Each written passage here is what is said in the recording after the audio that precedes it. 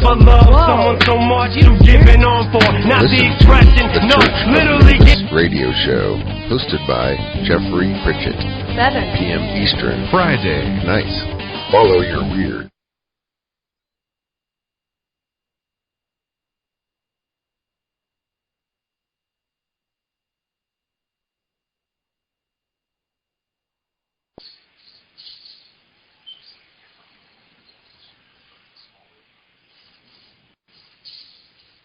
It dropped us out, huh?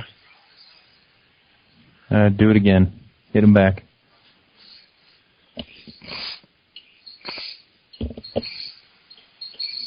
Blog Talk Radio. Welcome to Blog Talk Radio. Please hold and you will be able to listen to the show.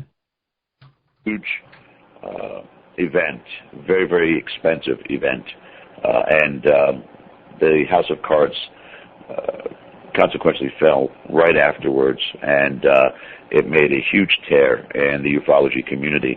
And I was offering up my opinions about the entire thing. We've had discussions, we've had debates, we've had arguments in a sense, both on this show and on A World Awakening, with regards to people in the community. And in many of those circumstances, I was the underdog. I was given the absolutes of this field and what should be and what shouldn't be accepted or considered. So, that being said, it was Diane Hilbert who had sent me the link to Mind-Cemetery, and I listened to this man talk, and I was, first of all, so pleased that there was somebody out there who was like-minded to what I was saying about this entire scenario. I was absolutely impressed by his opinions to this, his knowledge to this, how articulate he was in giving this information. It was an hour and 40 minutes straight of just this individual talking, and a lot of the points that I was making, he was making also. So I wanted him to come on tonight and get into discussion about this and some other things in the paranormal community also. But if I were to scale his knowledge about all of this compared to mine, I am probably in about second grade, where he is a senior in high school.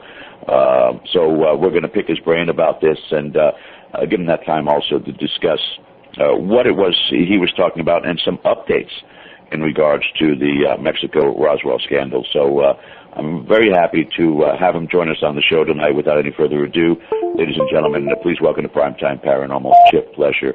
It's a pleasure to have you, Mr. Plescher, on the show.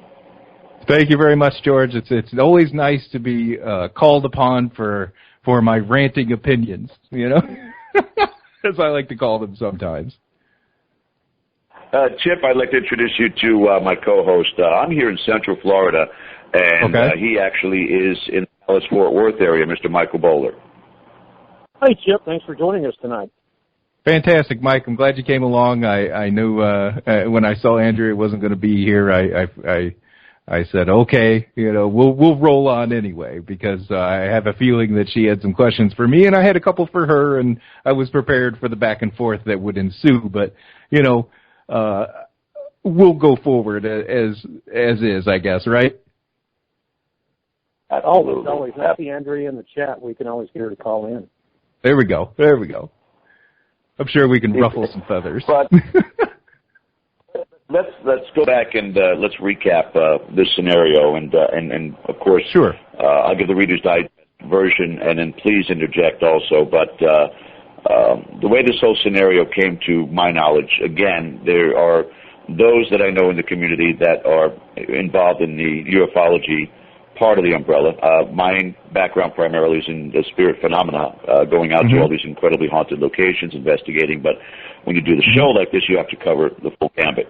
And when this was brought to my attention through postings on Facebook primarily, that this event was going to be happening, and it was on Cinco de Mayo, and it was an event that was going to be happening in Mexico City, that it was a huge auditorium, and they were going to blow the roof off of the ufology community. They were going to blow the roof off the governments who have not disclosed. This was going to be the breach, the breakthrough, the epiphany that we have been hoping for so many years. And it kind of fell short, didn't it? It fell short by a mile and fell flat on its face real quick. And if I can quote the great Richard Dolan, these slides will be a part of the conversation for a long time to come. You know, and I may not have gotten that quote right, but I think everybody feels me on exactly what he was saying afterwards. And oh, how the worm has turned after that, because now it's all, forget about it, let's move on, I'm dropping the subject. Just amazing how that happens, isn't it? You probably at least caught wind of the fact that we had Richard on 2 weeks ago, and things got heated, and I actually did something that I never, ever do, and I actually apologize to our listeners because I shut down. I muted because I was not going to get the discussion that was needed, and it would never happen anyway, unless, again, in circumstances like when he appeared on George Norrie and it was the Mutual Admiration Society, they weren't asking the hard questions. How important is it? I'm sorry, go ahead. How important is it that we do ask these questions, though, Chip? Oh, man, number one, you know, accountability is number one when it comes to people that want to tout their credibility being above reproach. You know, therein lies a lot of the issues for me. And this isn't a drum I had been beating, you know, my entire time of doing, you know, a radio show here on the Mind Cemetery. I started out on Blog Talk Radio like you guys. I love the platform. I love the options it provides you. You know, I love the chat rooms it has. I love the ability to drop in sound bites and all that good stuff. It's a great platform. Loved it, you know, but I had to, you know, I went on to go with UPRN talkradio.com here and Joe Montaldo, and every once in a while he gets to come out and do his job as producer a couple times a week for me, because I do this and I also do a sports show, which is completely, you know, a 180 to this kind of genre, you know, so not a lot of crossover, but at least I know on Tuesday nights when people tune in, they're specifically there for the sports, because it's out there that's not the time to tell me your abduction story and how you've been probed, you know.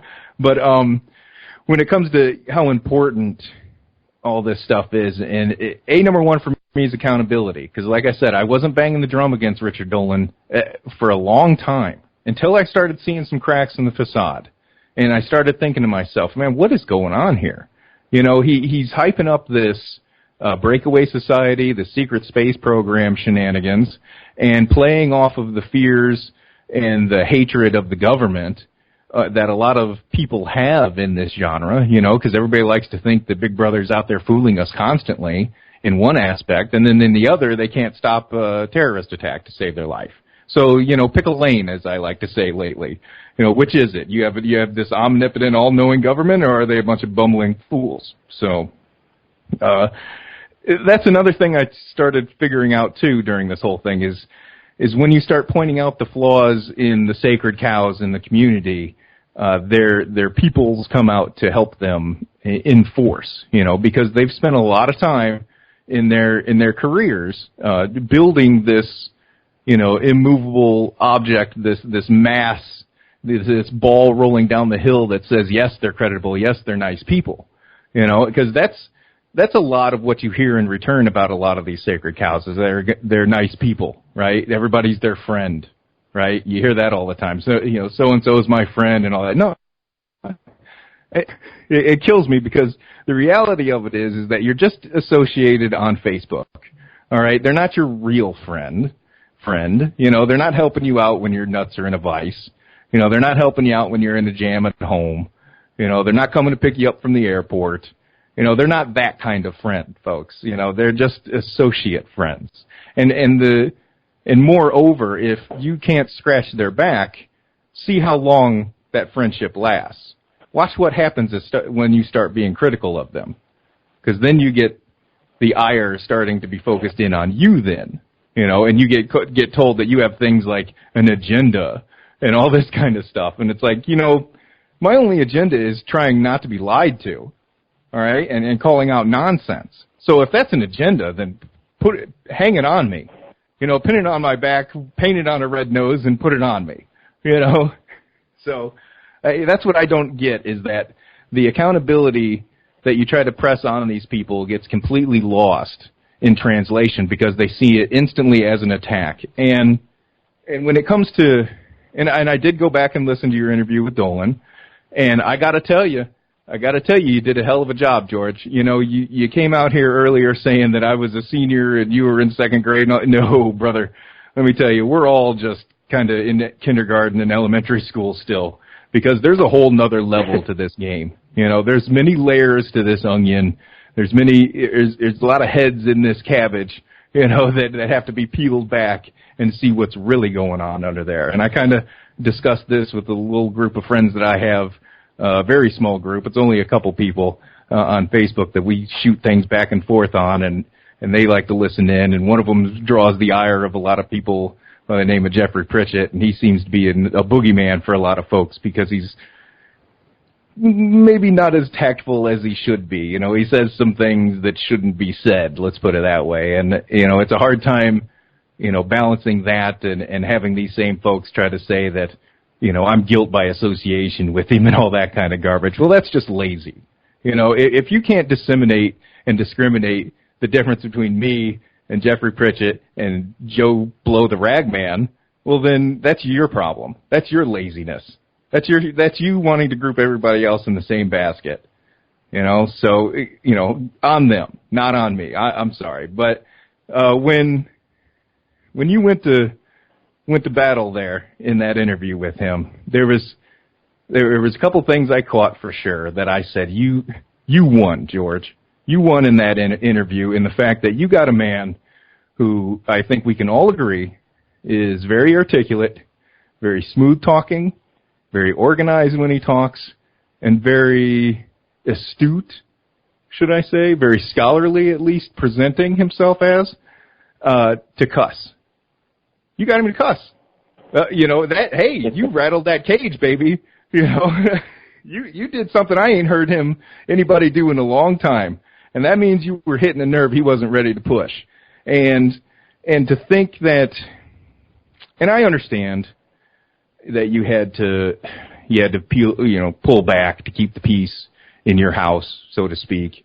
That's just the way she goes, as they say on the Trailer Park Boys. And I like to quote them every once in a while because it's a funny show to me.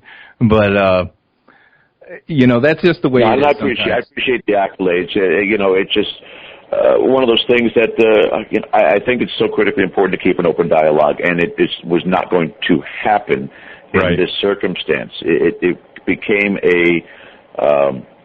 the immovable object, irresistible force scenario where I wasn't going to get anywhere in that interview, in that setup. And again, when it became condescending, when it became personal attacks, there was nowhere to go from that point. I do want to definitely address the backtracking or backpedaling by Don Schmidt also, and what that exactly means. But Mike had some questions and some things he wanted to bring up here also. And let me give you a little character description of Mr. Bowler.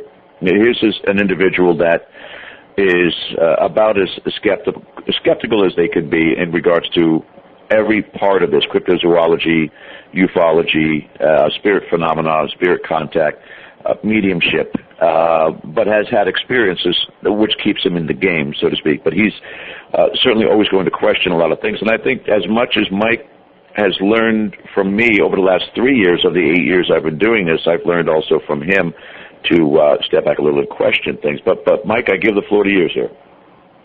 Josh, and Chip, once again, thanks for joining us. I first of all would like to start with myself. I had a few minutes before the show tonight to kind of read up on you and some of the info that George had sent me for any of our listeners out there.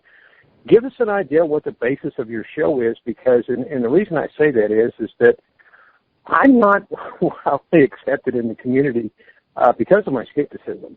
And hearing some of your thoughts early on, I see three like minds on the show tonight, and I just wonder where your following comes from.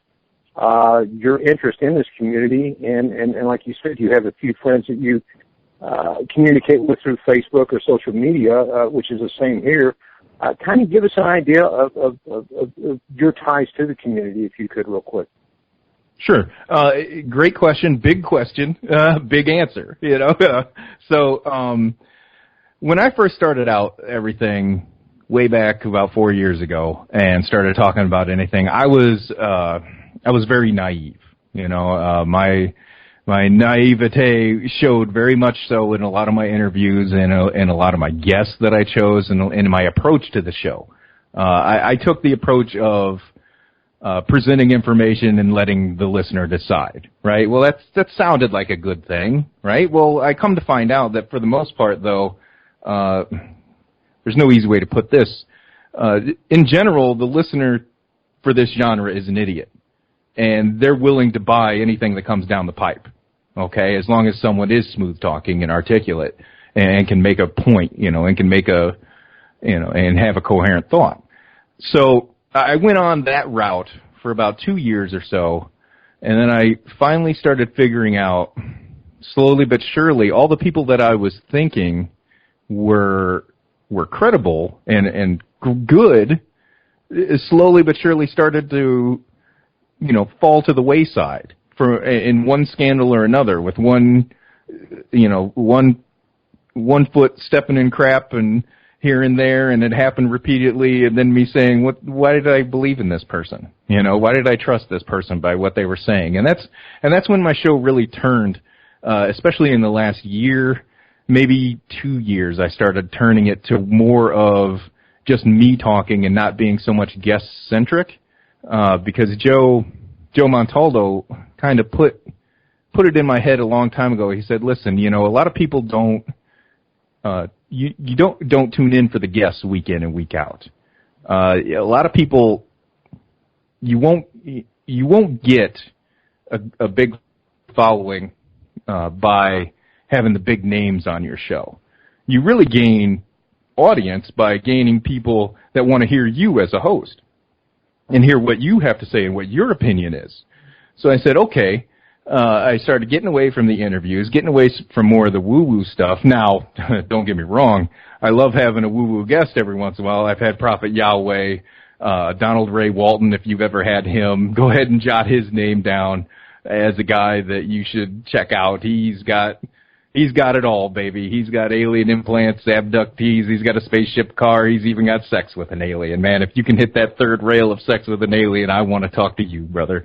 You are a fun person to talk to, and that's kind of where I've gone to now, where I'll have a lot of guests on now, where at least I hope the audience that I've started to cultivate understands as this is entertainment, this is entertaining. This is fun to talk about, because you don't hear this on any other show. Because what you have is an atmosphere that's been built up in paranormal radio shows or UFO radio shows, where it's a big love fest, where everybody just thinks everybody's doing wonderful things, and then they move on to the next week and the next episode, and the next big guest. And the big guest that you had, you might have got a bump that week in your numbers. Right? You might have got 50,000 more, 20,000 more people coming in the door for that show, but next week, did they stick around? No, because they were busy chasing the guests that you had. They were busy chasing that celebrity. They're a part of the cult of personality that's been, brought up in the UFO world for the most part. And that's where I've kind of focused my show more towards on the UFO end of it, at least in the last year. And that's something I got away from the paranormal aspect of things as well. And I keep telling myself, man, get some paranormal people in here. Get rolling with that, because you can get off this UFO shenanigans and tap a different market for a little while. Well, I keep getting stuck in the middle of shenanigans in UFO land, so it keeps pulling me back in, as the Godfather says.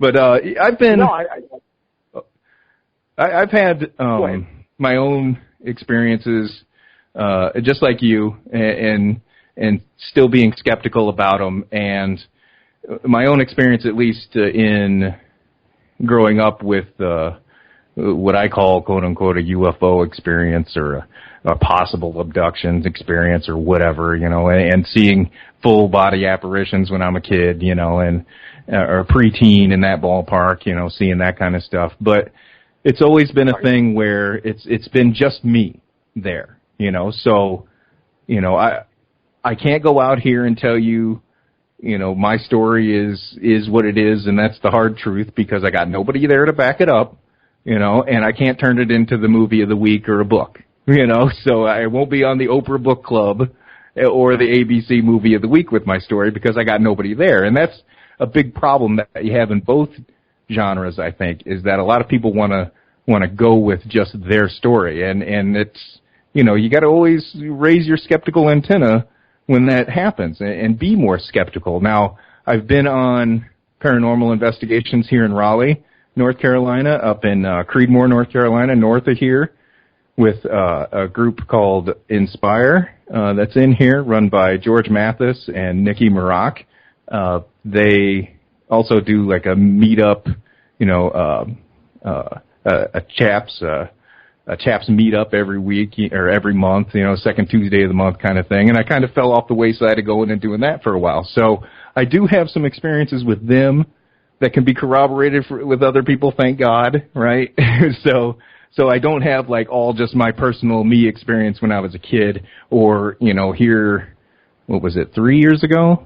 I think it was. Yeah, about 3 years ago, coming up here this August, because it was when my son was 2 that I actually had some more quote-unquote visitation type things going on, right? And that's why I put the rabbit ears up and say type things, because, again, it was just me, and even though I'm shaking my wife next to me after they all happened, she's saying, shut up and go to bed, So, it's another thing, too, when you... What's that? I said we sound like-minded.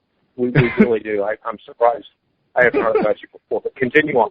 No, it's good that there's more people out there that are skeptical-minded that still have that experience, because as you both have probably learned in this whole field is that as soon as the term skeptic and debunker is really a derogatory term that they're trying to slap on us, and now that I've kind of changed from being the wide-eyed believer boy, and now I'm getting turned into a skeptic and all this stuff, and they're trying to say all that kind of stuff, or that I have an agenda to tear other people down and all that garbage. I've said many a times to many people I meet that are not in the community that my role is to go out into the big room and tell everybody that Santa Claus is not real. Right, crushing dreams. It's what you're doing, basically. Basically, all the children look at you and they learn to hate you. Right. So, and I run into those people at the Chaps investigation that we went into. Everybody had their gadgets and gizmos and their EMFs, and we all did the EVP recordings and stuff. I'll do that. I can run a digital recorder and all that. I won't play games with a EMF meter. I'll do a temperature reading type thing if we see temperature drops and stuff. I'll do that kind of stuff. But I mean, any more into these things, I think of the two genres, I think the paranormal aspect of investigating it is the closest that you can be scientific with it. You know what I mean? Because I think some of these locations. Yes. Where I want to go with this, and I'm going to throw a metaphor out there for you. Have you seen the movie Swingers? Oh, yeah. Jon Favreau's character, Mikey. Do you remember when he finally gets the phone numbers and he goes home that night? Do you remember what he does? Calls her about 3 or 4 times. Right, continues to leave messages. To me, that's what's wrong with the community when people get involved. We have like-minded individuals that get into this community that, because of all the embellishment, because of all the things that are going on out there, because of all of the praise of the TV shows, which are entertainment, they're not what you would call real research. It's reality television, but it's not reality when you go out to actually do some real investigating. Correct. That this causes the problem that the minute they get involved in this, they become Mikey and they make all the phone calls and they shoot their wife in the first night, just like he did. That, exactly. Wouldn't wouldn't you say that the embellishment in the community and the want to discover, and there's nothing wrong with the want to discover, but this need that I want to say 80 to 90% of the community seems to have to provide everyone else with almost a need, a reason for being there, justification for what they're doing, instead of concentrating on the small things that we actually have out there that I have a great deal of interest in, near-death experiences, energies, residual energies, and things like that, without going into technical stuff. These are things that we could advance the community. These are the things that we could research. Instead, we continue to mirror what we see on television and then slap each other in the face because it either wasn't yours or other people, when guys like you and me come up and say, come on, guys, that's not believable, and please don't insult me by showing me something like that. Right. Right. The community has become more of an entertainment community and not a real research community. Would you agree? By all means, and it's become that entertainment community because of the the Ghost Hunters and the Ghost Hunters International and the Ghost Adventurers and the Ghost Petters and the Ghost Veterinarian and the Ghost Whisperer and all those kind of shows that go out there because everybody thinks they could be that next muscle shirt guy with the nice hair, telling you that was an EVP, telling you Satan is good, Satan is your pal, and it's not a reality. But the intrinsic need that you touched on is, I think, paramount across not only both genres, but I think in human culture, period. Because all of these folks, everyone has an emotional need that needs to be filled. And I think a lot of these folks that are involved heavily in the mom and pop organizations and investigations and the groups like that go to it over and over and over are looking for validation of their beliefs, and they're looking for other people that can, prop that stuff up, prop those beliefs up and make them feel better about what they're doing with their time. I see a lot of these folks as, empty nesters, retirees, especially in the UFO end of it. I know the paranormal end of it has a much wider spectrum of ages and, and men and women. It's much more balanced than it is in the UFO world. That's for sure. It's definitely something I found very interesting in the sociological aspect of the entire fan base. The entire what is it? Not so much the fan base. I'll throw something else out there too that George hasn't heard me say that I've discussed with others. That your psychic medium community has a lot of hypochondriacs in it. Oh yes. Tie that in together. Oh yes. Yeah, and that's the empaths. He's talking about the empaths. Oh yeah, and I think almost every little paranormal group has their own empath or two, and that's their own kind of building of their little cult of personality that to prop them up, and to prop their powers and abilities up and talk them up, so they can always go home and say, I got a friend that's a psychic, and that's cool and all that kind of stuff. Well, it is kind of cool to have somebody in your life that does do that kind of things and that kind of thing, and I don't want to downplay that really too much, and make it sound like I'm too elitist in that aspect. And I got to pair a lot of, I tear myself down a lot and I laugh at myself a lot during my shows, and I like to have fun in that aspect so I can bring it back down to earth and make people realize I'm not all that serious about everything. But there are times when I get upset about a lot of things, and I feel other people should be at least aware of what's going on. Maybe you don't have to bring your level of outrage up to me. That's okay. I'm just a rambling, stammering guy, giving out his opinion. You don't have to do it at this level. Just wake up, to what's going on and what you're being fed sometime. And then I like to tell people, it's okay to shut off your brain if you want to be entertained. And then turn it back on later and say, okay, now that was kind of, woo-woo-y, and I'm going to go back to work, and that's it. I'm not going to let it engross my life, So that's another aspect that I think kind of throws people off when it comes to listening to me or my show or anything like that, is that, here I am saying in some instances, like, I love the entertainment value that it brings, and it's okay to turn off your brain and have fun. If you want to listen to Richard C. Hoagland, go for it. Have fun with your mission to Mars and Enterprise, whatever, and faces on Sciatica or Sidonia or Phobos or wherever the hell that is. But, then you can turn your brain back on when you're done listening to him and say, oh, that guy was full of crap. Because that was another dude a long time ago I thought was fairly credible, and then I started looking at stuff and said, "Ooh, boy, what was I thinking?" and it makes it more enjoyable. Something, George. Yeah, I want to get back to the main course of this gathering too. And how I want to kind of transfer it back in or segue to get back in. Probably about 6 years ago, 5 years ago, somewhere in that vicinity, was the enormous scandal with the Ghost Hunter show, where they did a live Halloween event.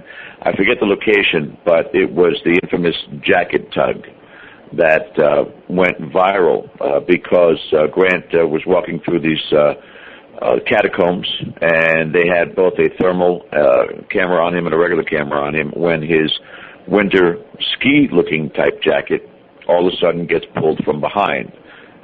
Anybody with just a common sense, analytical mind could tell that it was either fishing wire or something that was connected to it. But he put on a really, really poor theatrical move that would look like he was pulled backwards, and whoa, and he'd say stuff like that. And it was, and the funny part about it is people who were posting this video and saying, look, it's faked. The supporters were still there. The fans would still be in total denial. I have no problem with that. I know you mentioned earlier that people are kind of, they'll go with the current, and they'll go with what's popular, and they'll stick to that side. Where I have a problem again, and you discussed it on your show a couple of weeks back, and I discussed it before Richard Dolan was on our show, and I discussed it when Richard Dolan was on the show, before and after he was on. But the money. Yeah. And this is where, Chip, it just drives me nuts. And it's not like I'm jealous that I didn't come up with this incredible scam, and that's what I want to call it. I really want to call it a scam. But I was doing the math and just trying to figure it out basically. This auditorium that they held this event had 7,000 seats. Now, I've heard rumors of the seat cost, the tickets, to go anywhere from $50 to $1,200. So I just spitballed it and ballparked it and said, let's say every ticket $100. $100 for every ticket.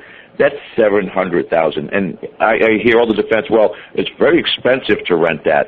I don't think it's $700,000 to rent it. And then you had the pay-per-views, which were anything from $15 to $20, depending if you were in Mexico, if you were in the United States, or anywhere else in the world, that if you wanted to watch this event live on the Internet, absolutely you could watch it live if you paid the pay-per-view fee, which even if you looked at 50,000 people worldwide, which I'm sure was that, if not more, the amount of money that was collected for this presentation, which wound up presenting absolutely nothing, and we'll get to the Don Schmidt thing and the backpedaling here in a second and some other things that I've heard since then, is the bottom line of it is that there was no apology. There was no, we thought it was this. We absolutely can't say that it is now. We'll refund you. Nothing like that whatsoever, Chip. They're keeping the money. They're keeping the money, and they made a killing, and they'll continue to do what they're doing. You bet your ass they made a killing, George, and you bet your ass they ain't going to give a dime of it back to anybody. There's a very good reason why it was taken to Mexico City.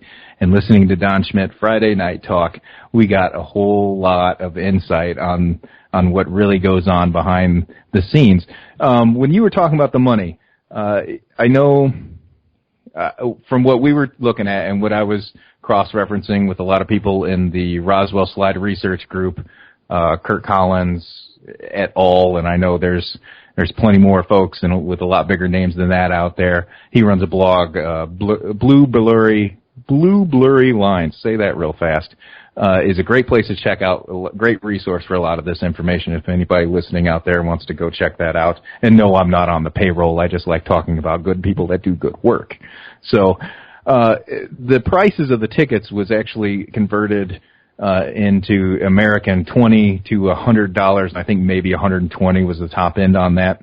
So even if, George, they came at us with a 7,000 number of attendees, and then they came at us with the 6,000 attendees, I'll give them 6,500. Okay, 6,500 at the lowest ticket price of $20 to get through the door. Strip it all away, take it down to its base, and don't add any frills to anything. 6,500 times $20 netted them $130,000 in ticket sales alone at the gate. All right. When I was watching online, I did not watch it. I watched it for free. I wasn't paying for that shenanigans. I waited until Ustream popped up a feed of someone showing a screenshot of their screen and all that kind of shenanigans, right? So I got that, and when I did find that, a link to a free site for everybody to watch, I spread it out on Facebook to as many groups as I could so people could come running for free, okay? That I saw a feed of actually that bought it being around 50,000 people from where I saw the portal on him saying bought it. And I know it's much higher than that. We know it is. So I'm just going to, like I said, I'm going to knock everything down to the bare minimums, right? And I'm even going to knock it down just to the $15 as if a bunch of people didn't buy it the day of, right? So we strip down all the fancy numbers and we take 50,000 people that bought it times $15. That's $750,000, George. This was $1 million maker. This made $1 million. All right, and that's the big, nasty, dirty secret they're not talking about. And the live feed was garbage. When I was watching it for free on Ustream, I saw it die plenty of times. I never even got to see Dolan's little, disclosure wrap up at the end. I got to see Richard Doblay's talk, and that was the only one that was really in English, was Doblay, and Dolan was the only two that were in English, and I only got to see Doblay. I got to see, the blue alien walking around like the old Ally McBeal dancing baby, kind of thing. And I heard a bunch of Mexican, experts supposedly, which I'm sure they're on the Jaime Maussan payroll and in his pocket, of course. That's probably not hard to do in Mexico, to get people in your pocket for a few bucks. And one term that I did come out of there knowing a lot and hearing a lot was conclusivo scientifico. And that got pounded in our brain almost every time with the leading questions from Jaime, and say, "Oh, this is conclusive science, right? Yeah, oh yeah, sure." So yeah, man, just $750,000 just from that feed. Mm-hmm. And my wife was telling me, but he's being generous, though, Chip. You don't know, that's one of the things that right. I heard. There was another one of our loyal listeners who sent me a link to the first radio broadcast that Jaime did. Of course, he did it with a lot of the Mutual Admiration Society, the part of that right. group, and they were all patting each other on the back and justifying everything. And one of the things he stated, he says, "I am willing to give $5,000 to anybody that could come up with more of these photos. I'm willing to give $10,000 to anyone that can produce the actual mummified 2-year-old boy that is claimed in this picture." Right. And I'm like, how generous of you to give us 0.1% of what you made during this whole shenanigans, right. That you're going to try to pull this forward, which is what it's going to do. It's going to make people try to produce these through Photoshop and be able to make that $5,000 or try to search in the closest possible to those mummified remains for $10,000. It's just going to be more muddled confusion, fortune seekers that are going to try to grab attention to this scenario. And it just, again, I look at this all as some of the best flim-flam artistry that I've seen in a long, long time. Yep. And the amount of people that are buying it is what's astounding to me. Yeah, and let's just call it what it was. He was busy out there promoting grave robbing, is what Jaime Maussan was. He was actively looking for people to pay someone to go out there and get him a body. And that's disgusting because I think it was the Mesa Verde museum. I'm not sure if that is absolutely 100% correct, but I've got one of my buddies that I have these conversations with did the homework. He did the backtracking on it. The $1 Million Museum, the Mesa Verde Museum, who had gotten back to him with official correspondence and said yes, that was a Native American boy that was interned properly back in 2006, I believe it was. So at a location that's undisclosed, and rightly so, because right now, if it was disclosed, jackasses that wanted to cash in on that 10 grand from Jaime Maussan would be out there with a shovel right now digging it up, without a care in the world about the body. And I think another thing, yeah, like you were saying, the point where, how gracious of you to offer $5,000 and $10,000, this pittance to go out there and do some dirty work, and actually promote grave robbing like that when you came out of here with at least $1 million. Now, we can speculate on how that $1 million was split up and who got what upfront fees and who got a percentage of the take and all that kind of shenanigans. But, there's a reason why Bryce Zabel walked away from this situation and Jaime Maussan and Richard Dolan were brought in. Because they did the job of one person. Okay, Bryce was there to do a lot of work and help them out, but Adam Dew and Beeson, who actually owned the slides, I think his name is John Beeson, didn't want any part of that. They got scared to death when Zabel was talking about, let me put this in the hands of my people in Hollywood to see what they think. Buttholes got tight. People started puckering up, when that started happening. A, because they didn't want to be found out early, and B, there's gold in them there hills. Okay? They knew that they didn't want to let their golden goose out of their hands. A lot of money grabbing went on here. A lot of money grabbing. It's just unbelievable to see them try to downplay it like, the National Auditorium in Mexico was this big, elaborate, prestigious place. And to me, when you're talking about the best establishment in Mexico, and this may be my first world elitist mentality, but I'm thinking probably just as good as the Marriott down the road here in Raleigh.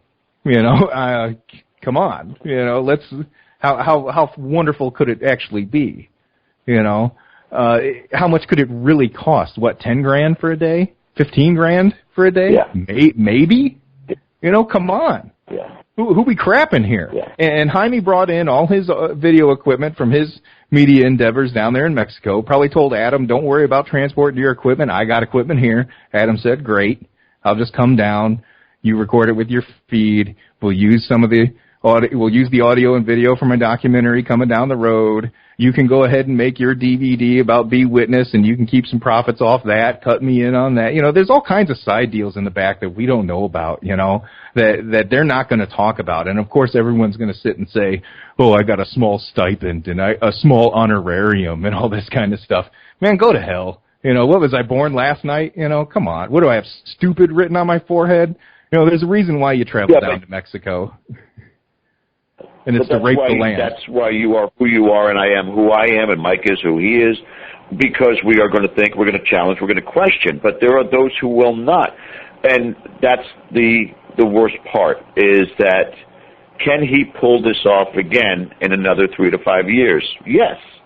That's, there's Tracy Sparks is in there going, people are going to follow regardless. They're going to follow, and they're going to do what they're going to do, and they're in control of it. And the purpose of what we're doing, because Tracy also said, back to talking about this from 2-3 weeks ago, because it's important. As far as I'm concerned, whether, again, it's ufology, cryptozoology, I had a guest on probably about 3-4 months ago from the show Killing Bigfoot, and I probably did, and it was, the people from Destination America were kind enough to set this up and brought this guy on, and of course they've never since then invited anybody else to come on our show because I said, well, you filmed the season already, correct? Because, yeah. I said, well, nothing made the 6 o'clock news, so I'm gathering you never bagged one.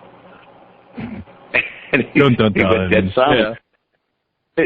It's the same situation with the ufology community. You're going to do a pay-per-view and an auditorium event on something that is going to blow the lid off the ufology community. It just rang bad from the beginning. And anybody who would be money smart and anybody who would be practical in mind is going to question that from the get-go and say, why? Why is it that it's set up this way? Aren't you going to share this with the entire world? Shouldn't you? After you're screaming and claiming and raising your fist in the air, we want disclosure from every government on this planet. We want disclosure. And you finally have it in the palm of your hand, supposedly, and you charge for it. Right. Well, you know, and now all of a sudden, right, and all of a sudden that person that was screaming for disclosure and telling you about secret space societies and all that kind of stuff stopped asking questions. You know, just stopped. Flat out told you that in his conference call with Don and Tom and and Jaime and Adam, how it took hours to convince you to come along to this in the capacity of, well, I'm just going to speak about it in terms of what disclosure means, what it means for disclosure. What? What do you mean you had to be convinced? This is, you know, like I said, this is an otherwise smart man we were led to believe for a very long time. That was very legitimate, that did his due diligence. A historian, mind you, grew up in the Cold War era, studied the Cold War era, and like I told him in the only real contact that we've ever had with each other when on Facebook, on the UFO Updates Facebook page there, I said, you mean to tell me a historian from the Cold War era with that specialization in his studies forgot the adage from Ronald Reagan, trust but verify? I don't buy it. Not for one stinking bit. What I do buy is plausible deniability that was built in. I do buy that, and that's something I discussed, last night with my wife, who brought that in, and how that's a very real PR marketing type situation that people build for themselves throughout the years, and he has built that up. That's for sure, especially in leading up to Cinco de Mayo there, where he actually went down and he says, "Oh, I found the slides in there." Or I got to look at the slides, and they're very compelling and all this stuff. Well, you know, at first he went out and tried to tell you that he didn't get a look at nothing before he went down to Cinco de Mayo. And I thought, well, that doesn't jive for me, you know, because like I said, you're just going to go down there on someone's word, and you're supposed to still be this, you know, investigator and researcher and supposed to have credibility after this, you know, but yet you were more than willing to let yourself get fooled. So there's the flag, is that, you know, maybe in the end he actually didn't see the slides, but it still comes down to the decision you have to make about his role in this. Was he a willing participant? Well, it makes you the greater. Right. It makes you the greater fool. It's ludicrous to stake your reputation and say, I'll jump in with both feet into the deep end, sure, because I trust you, and I'll trust my reputation with you. And not see the evidence, it's not plausible. Did I not do my homework, and was I ignorant, or am I lying to you? You know, it's one of the two, and neither of them are good. So pick one. Yeah, but Chip, it's plausible deniability along with profitability. Right. You know, and that's another thing my wife mentioned last night, who used to do the show years ago and was skeptical a lot like Mike was saying he is, except I put her in along the lines of a denialist. You know, it's like on that same Facebook page, UFO Updates, there's a guy, Ryan, on there that was talking about pseudo-skeptics and debunkers and all that kind of stuff. And I said, no, you really kind of have to define these things, because there is such a thing as a denialist out there that in the face of all the events and all the evidence and even being there firsthand, they still won't believe it. You know, so you got to have a denialist category, in my opinion. You can have a pseudo-skeptic category, which means somebody who is kind of a skeptic and pretending to be a skeptic, but really they're kind of dumb in the way they go about it, I guess, for lack of a better term. And then you could have the actual skeptic. You know, there's just many subtle levels of skepticism here, and none of it needs to come with a derogatory term, really, in when it comes down to it. So, yeah, it's like she was telling me, she basically visualized it, so I'm going to have everybody at home listening go ahead and take your right hand and put it over both your eyes, and then take your left hand and lay it flat and then hold it out. And that's pretty much what you're going to see what Richard Dolan did here in this instance. He had his hand out for the money, and then covered up his eyes, and, you know, if you had another pair of arms, you could plug your ears and go la la la, you know, and away we go. So, and none of that, again, is leading to being, or really helping him out in any way, shape, or form, claim that he's a credible investigator in any way. So, yeah.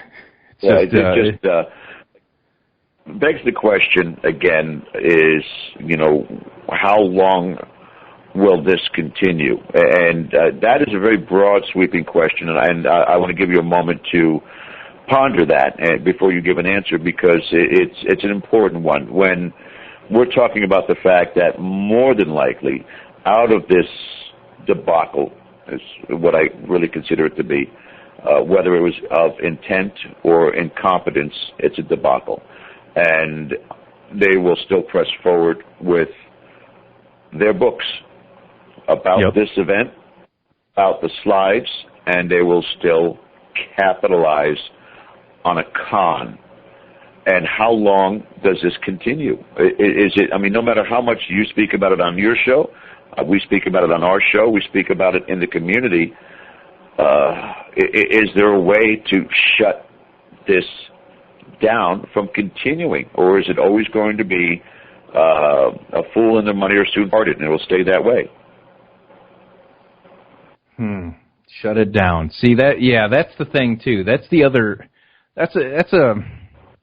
Yes, I would love to see every snake oil salesman that's coming to town on their wagon, giving you the cure for all your ills, run out on a rail or beaten in the town square. Okay?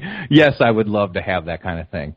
But on the other end of the spectrum, there is that entertainment value that needs to come along with it. So, and there's also the other angle is that I'm not looking to ruin anyone's source of income. You know, like you said, if there are fools with a handful of cash that are willing to throw it at these folks, go for it. It's your money. Do what you want. You're losing it, pal. You know, it's like with that whole event. I went out there to find a free venue to look at these things. There's ways to get at this stuff, folks. You know, if you're interested in the paranormal or the UFO genre at all, I suggest you go online, start up your own Facebook page, start up your own Tumblr, and become a blogger. Okay? And now when one of these little shows come to your town, when they run, you know, when P.T. Barnum comes to town with his circus and they come close to you, you contact those folks and say, hey, I'm a blogger and I'd like to report about your little happening going on over here. Wham, bam, thank you, ma'am, you just got in for free. Okay? It's that simple. Because they love promotion and they love to be loved, you know, and be made to feel important.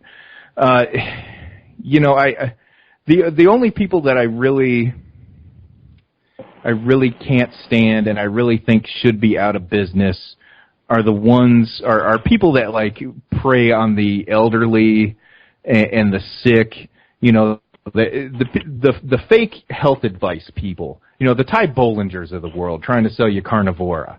You know, and every time George Norrie has him, or George Snorri, whichever you'd like to call him, has him on Coast to Coast and selling that garbage, I really get upset, you know, because I had a mother that died of MS complications. Of course, nobody dies of MS itself. It's always some other illness that gets a hold of your ass and brings you down. So, as with most other diseases, right, you end up dying of a simple cold, or you end up getting pneumonia, or in her case, she ended up getting sepsis. And was on so many damn painkillers, she didn't know what the hell was going on in her until it was way too late, of course. So, you know, it's those kind of things that piss me off when they come out here I get really mad, like violently pissed off, okay? Like I want to do things to you if you're one of these people that are out there trying to tell people they don't need to see a real doctor, that taking this herb or taking this, ginkgo glaucoma or glaucoma or whatever the hell it is, I don't take it. I did a long time ago until I figured out it was just a waste of time. And, like I said, back when I was naive, those are the real baddies out there that I think that should be stopped and need to be stopped. The ones that are, actually physically harming people with their ignorance. With this genre, with the UFO and paranormal end of it, they've always got the out of, I always sat on the fence, and that's Dolan's game. He as one of my friends like to call it, word salad is his game. Just say a bunch of words that don't mean anything, but sound smart, and by the time you got done, you end up saying, what the hell just happened? And he's already out the door, So, yeah, there's a lot of, like when I go back and I listen to a lot of these folks in their conversations and their interviews, and I listen to it with a critical mind, and I implore everybody that listens, whether it be on Dead Air Paranormal or Mind-Cemetery, go ahead, get out there. Don't take my word for anything. Call me a rambling rectum all you want. Tell me I don't know what I'm talking about. Tell me I have an agenda, whatever. Go listen to some of these shows and watch how fast it takes them to talk themselves in a circle and directly contradict themselves within minutes. It won't take long, I'll tell you that much. But for the ones that I really despise, like those health people, really piss me off big time, because they do actual damage out there, and that's just just the lowest form of, you son of a, no patience, man. I got no patience for those folks, and nobody should, because they actually do harm to family members and people you love, and for people that actually have family members that were afflicted with real badass problems like cancer or MS or AIDS or HIV or any, one of the real badasses out there, or autism is another good one. The anti-vaxxers against autism, man, these SOBs are just setting up the population for a superbug to come in here and make everything that was, all the progress through science that was achieved eradicated, and they don't get it, and a lot of these anti-vaxxing Hollywood types are idiots. One of them comes up to mind because I'm a Bears fan, is Jay Cutler's wife, Kristen Cavallari, who came to notoriety doing some The Hills thing on MTV, right? Barely graduated high school, yet now she's some sort of authority on how to eat right, live right, and vaccines are going to kill you and your baby and give you autism. No, there's a lot of other factors that give babies autism, first of all. And second of all, we're better at diagnosing problems. That's why you see rates going up. All right? It's not because of the mercury in the vaccines, because believe me, 5 years ago, when I had my son, our firstborn here, I've got two now, so I thought the same thing. I was that nut job in the locker room, in the doctor's office, reading the things, and the doctor's like, yeah, you're looking for this, this, and this, and it ain't there, see? And he's pointing it for me. I'm like, oh, okay. And that's when I woke up. It's like, have a kid on your own now, and look at what you're actually getting in these vaccines before you go all woo-woo that they're here to get you, so, or infect you with a nanotech bot or something like, just really nutso stuff out there. And that's the dangerous stuff. Those are the people that really need to be stopped. The other shenanigans, I equate it to pro wrestling. And I always have kind of equated it all to pro wrestling, because I'd see these big names going at it with each other, and yet they'd show up at the same conferences. And that's when it kind of triggered a long time ago that it was really, just a charade and just a put on to get people to show up and tune in and all that kind of. So yeah, in the hierarchy of people that need to be shut down, I think the vaxxers and the health people need to be shut down a lot sooner than these woo-woo purveyors and all these people, because a lot of the times these are folks more than willing to be fooled, Well, that's and it comes back to it again. And for those of you that are just joining us, we are simulcasting with our guest tonight, Chip Plescher, and of course, we are the guests of Chips also on Mind Cemetery, George Lopez and Mr. Michael Bowler. And Mike has a couple of questions. He wants to change direction here in just a second. But, it comes to mind constantly, Chip, fool me once, shame on you, fool me twice, shame on me.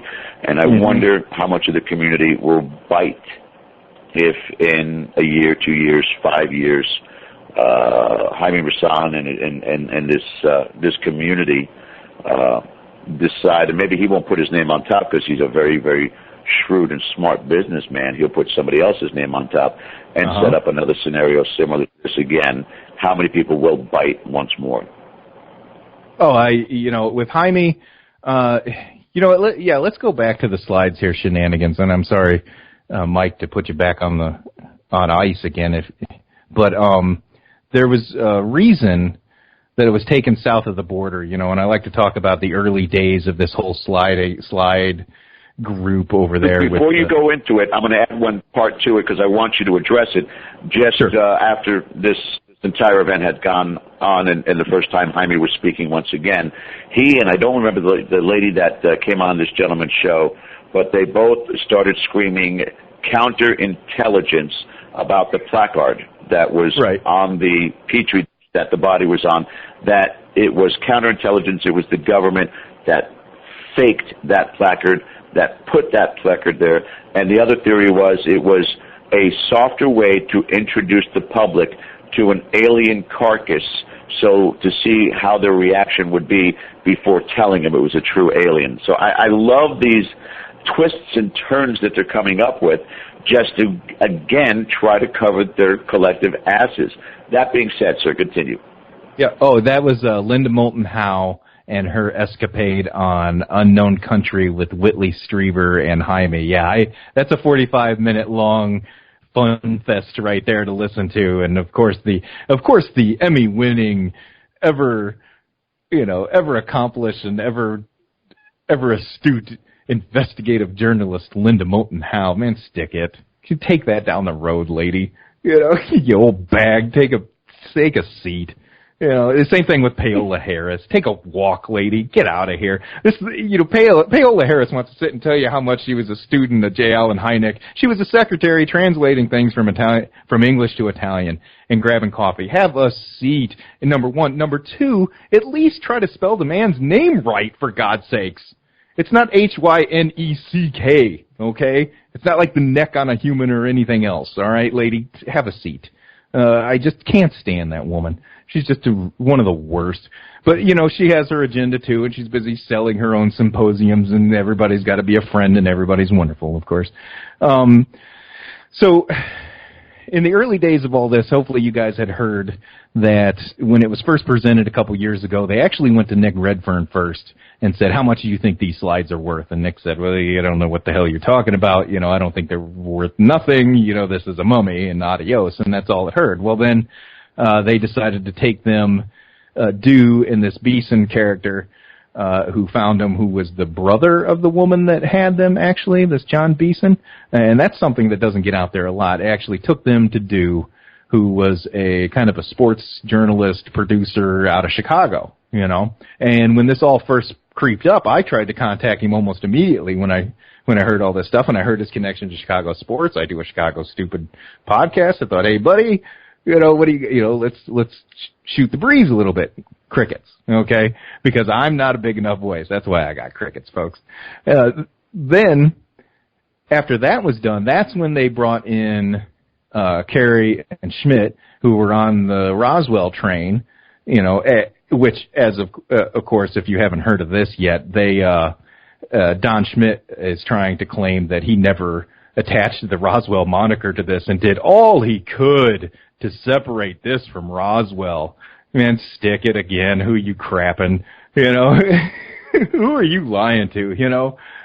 But the problem is that when they go out there and they say these things, it's always on a podcast or it's at a speaking engagement, so it doesn't hit the wide audience. So they really, again, it plays back to the accountability aspect of everything. They really have no accountability because the audience they get is like a niche of a niche, and, you know, they can play people against each other easily, and they can play stupid people against each other easily. They can play stupid people's emotions against each other easily. You know, that's an old timeless classic right there.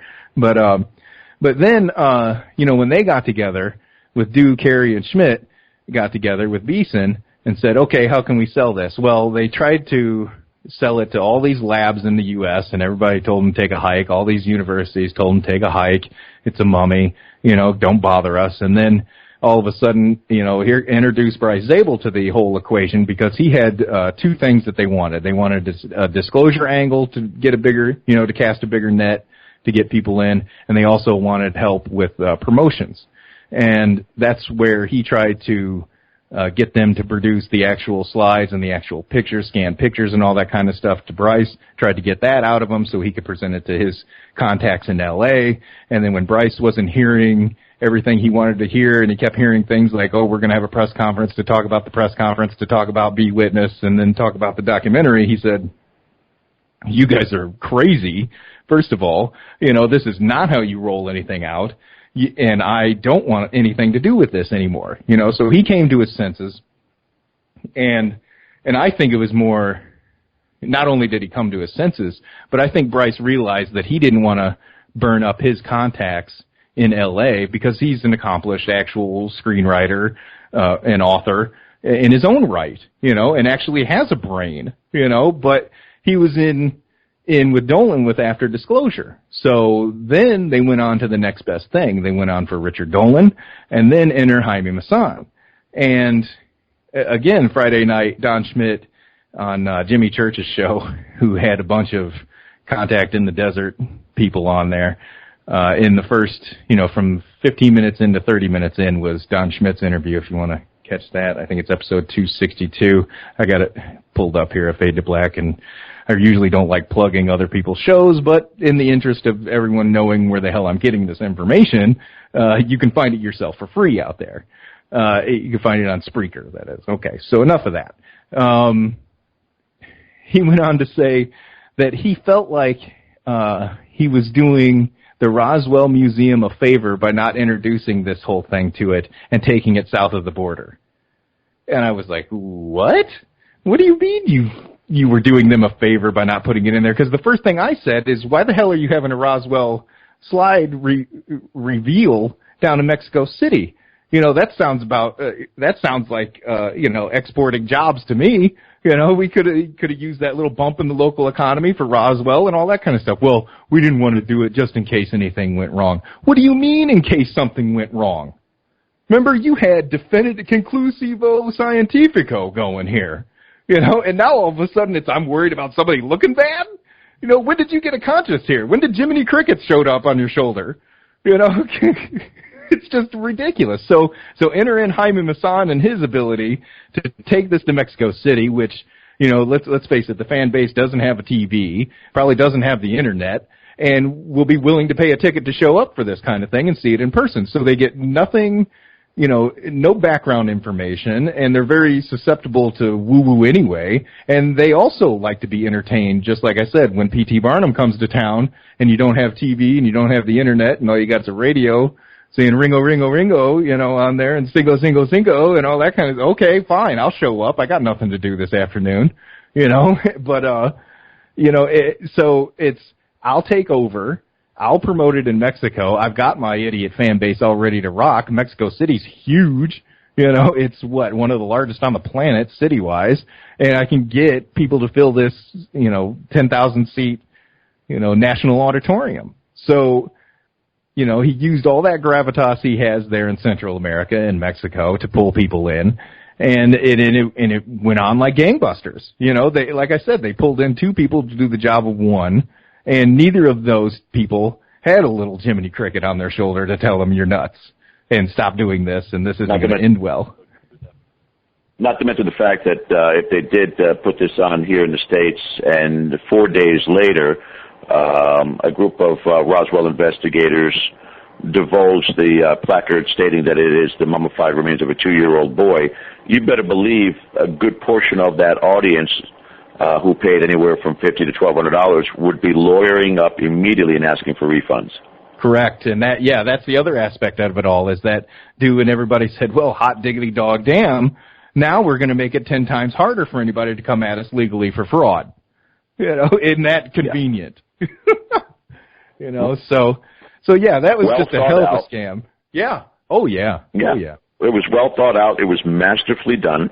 And they're no worse for the wear. They're actually better off financially in what they did. And again, those particular ones that are going to be the supporters that are going to say it's counterintelligence, it's disinformation by the government, they're stepping in, they created this entire scenario, even to go as far as to say they put those pictures out there to mess with the entire community, to taunt the community, to make the community look bad. That was all done by the government. I mean, I just love one story after another as far as that's concerned. Right, and that was all facilitated by Dew, who, like the next day said, oh, the Roswell Research Group is hoaxing this, and they photoshopped in the blurriness that they de-blurred and all this other stuff. When I talk about my wife and her aspects and the PR angle and the plausible deniability and all that kind of stuff, my wife is a digital marketing guru in her own right. For a very long time she's been doing that. Worked in her own marketing agency, or worked for a marketing agency here in Raleigh, started her own agency here at home, worked for SAS, worked for IBM, and is doing work for IBM now. So, it's not like I've got Joe Blow the Ragman to consult with about things like images and image analysis. And when I popped all this stuff up and was telling her the programs they use, she was actually, when she hears people talk about deblur and Adobe and all that kind of stuff, she's like laughing out loud when I had this stuff playing. She's like, obviously these people don't know what the hell they're talking about, and all this stuff. So it's funny to get someone who actually is in the business and marketing and all that kind of stuff, and digital marketing more specifically, which I mentioned in other places that for the first time in history this last year, more money is being dumped into digital marketing, which is online marketing for everybody else at home, than there was on TV advertising. And that's the first time that's happened since TV was introduced. So, the last time that kind of jump happened was when TV was introduced versus radio. So, TV's going the way of the dodo here. Exactly. That's exactly what I was going to say. It really is.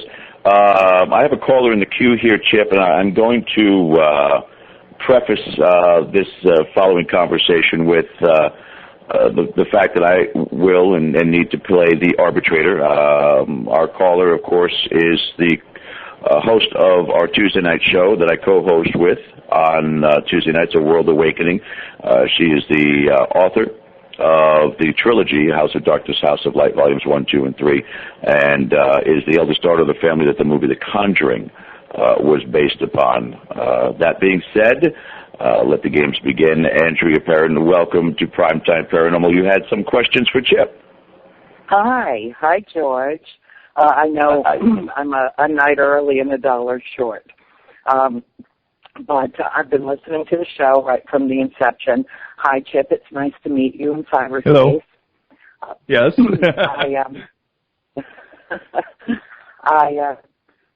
I've been listening right from the start, and I'm thrilled actually to hear that you had started having paranormal experiences as a youngster. And I find that my first experience with multidimensional creatures, put it to you that way, multidimensional beings, started when I was 12. I had my first UFO experience that I recall at the age of 13. And I find that many, many people that I've encountered during the course of my lectures and my travels say the same thing, that it began, that their fascination was almost plugged into them, that everything changed when they began seeing such incredible visions in front of them. And subsequently, over the course of years, I had numerous experience, not only in the 10 years that I lived at the farm with my family, that the film The Conjuring was so loosely based on. It's just a piece of fiction. Please ignore it. But anyway, okay. The thing that I'm concerned about, the thing that makes me compelled me to call in, is that you, in the process of describing what you think was the scenario of how things went down leading up to the Mexico City, for all intents and purposes, debacle, it just sounded. My concerns are twofold. That you're telling people that this one said this and that one said that, and I don't know if you're putting words into their mouths, if you know all of these people, if you've had first-hand conversations with them, or if this is just the unfolding wave that's coming out of this very disappointing and unfortunate event. And also I found some of the comments that you made about people in the community to be disparaging in generalizations, calling people foolish, because, I'm no fool. I'm a 56-year-old woman who's very accomplished in her own right, and I am reserving judgment in terms of some aspects of this. Do I think that this was a money-making proposition? Yes, I do. George has done the math. You've done the math. A number of people have done the math on this. And, there were people that walked away from this with their pockets padded. There's no question about that. But I want you to just be thoughtful and careful in your remarks if you're putting actual words in people's mouths, because that can be very hurtful. And I want you to understand that, because I supported Jaime Maussan prior to this event, I put it out all over the Internet, as far as and wide as my reach would go. I had every hope that this would be a breakthrough event in the community, that this would be an enlightening moment for humanity. That's where my heart and my mind was. George knows it like he knows his own name. We did a live simulcast with me monitoring. Andrea, just before you continue, readjust where you're at, because you're cutting in and out a little bit, honey. Okay. I'll just move away from the computer. I have electrical issues. All the chat room knows it too. I met him. I met him last November. I spent a couple of hours with him. My sense of him was that he was an authentic person in search of answers, in search of truth. For me to just out of hand dismiss everything that happened and everyone's involvement in this as a setup, as a money-making proposition, I'm just not that cynical, but that doesn't make me stupid. I choose to reserve judgment. My visceral sense about this chick is that there are things that we don't know yet about what happened and who's involved and who made money and who's telling the truth and who's lying. But I cannot simply out of hand dismiss Jaime Maussan as a criminal moneymaker, as a liar, as a thief, as a scoundrel. I can't do that. I need more information. And so because of that, I haven't been quiet because I've gone away with my tail between my legs. I have been thoughtful and diligent in keeping up with everything that's happening around this through my people, through the people that I know in the community. That doesn't mean that everybody's right about everything either. But I also thought that it was rather disingenuous of Richard Dolan to just, be so willing to dismiss something this massive as a simple mistake. I don't buy into that at all. I don't think that that's a fair characterization any more than it is a fair characterization to call Jaime Maussan a liar and a thief. I think that we need to be thoughtful and diligent about how we approach this. We need to be mature. We need to be careful around this, because these are people's reputations on the line, and when we lump people into huge categories of these people are all liars and these people are all stupid and these people are all sheep, we do a disservice to all of humanity. And so that's really all I called in to say, and I thank you for being on the show tonight. Mike and George do an excellent job with Primetime Paranormal every week, and I'm very happy to be associated with this network. You know, this is Dead Air is a great venue, and I hope that you will accept my invitation to come on to A World Awakening with George and myself sometime in the future when we've seen some of this pan out and see what the ramifications of it are down the road. You got it. Thank you. I don't know. Did you want to stick around for my answer or my commentary? I guess. Absolutely. Okay. Yeah. I didn't know if you were just hanging up afterwards. Okay. No. Good. No, because it's much more than just me. It's not the other way around. Well, you know, you got to keep the peace sometimes. So that's what I told George. You know, I understand that aspect of the relationship there. So, when it comes to, you know, I think we're in agreement with. Tell me if I misunderstood what your intentions were, Chip. I don't want to, you know, falsely accuse you of any either, honey. That's no, it's not okay. my intention. Don't worry. My feelers aren't, you know, easily stomped on, so it's okay. Don't worry. Just say what you want, say what you feel, okay?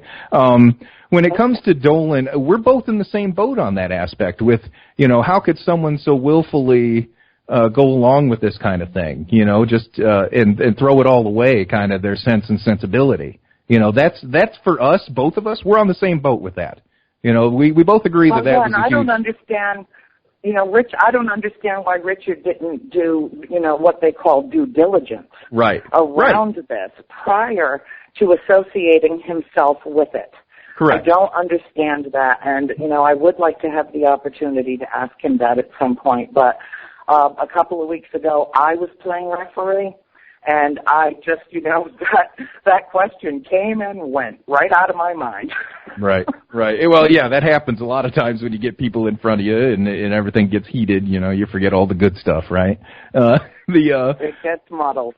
So we're on the same boat with that aspect and the whole situation there and the red flags that does cause. And it's like I told George earlier in a mantra that Reagan had, trust but verified, was lost on a man that was a historian during the Cold War era. I just don't buy it, you know.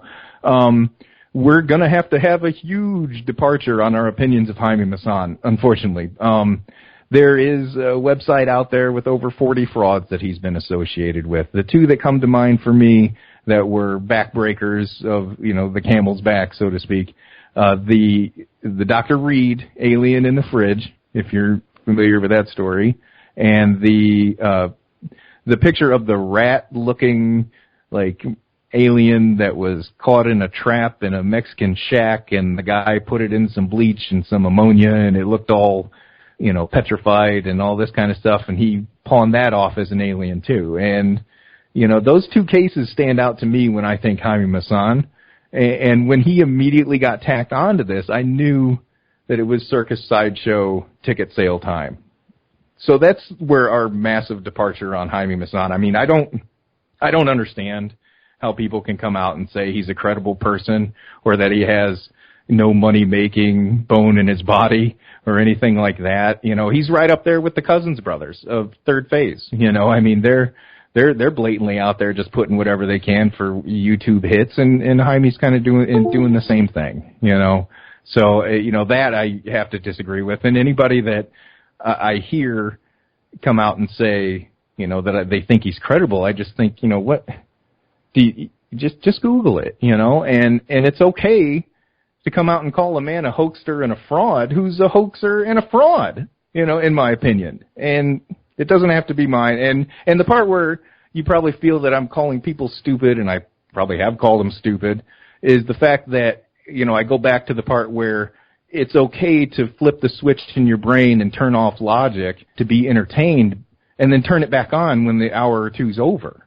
Okay? You don't have to be stuck on dumb, you know, and stuck on yaha time. And, you know, you got to know when to be entertained and when not to. And maybe that's, and that's more over the sociological condition of the genre's fan base, is that they have a hard time flipping that switch, so to speak, to borrow some sport terminology, and I know it probably doesn't translate well, but some people it will. So maybe that helps clarify some things, or maybe muddies it some more for you. I don't know.